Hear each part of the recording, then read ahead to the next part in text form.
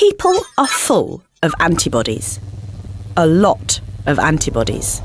These proteins are a vital part of the immune system. But just how the body makes such a variety of them mystified scientists for decades. The human immune system has to fight off an endless variety of bacteria, viruses and parasites. And for each invader, it needs a specific antibody. Luckily, it can generate billions of them, each slightly different, ready for any disease. But these antibodies, made from 2 light chains and 2 heavy chains, are proteins. And billions of different proteins should need billions of genes to make them.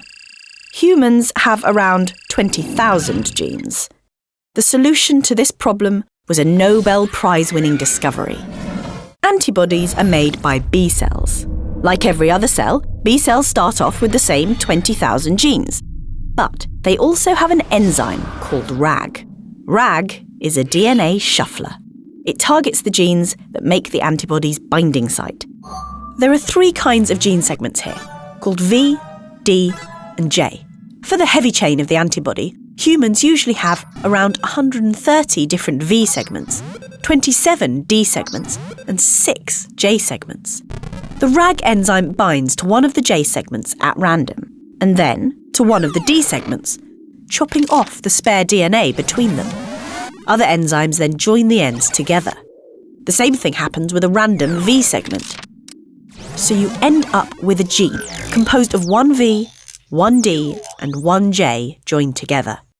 This provides over 20,000 possible VDJ combinations for the heavy chain. The light chain can have another 400 possible gene combinations. Combining heavy and light chains gives approximately 8 million different possible antibodies, each with a different binding site. And that's not all. During the joining, extra DNA is added or removed at the junctions of the segments, which takes our antibody diversity from the millions into the billions. This is how our immune system can respond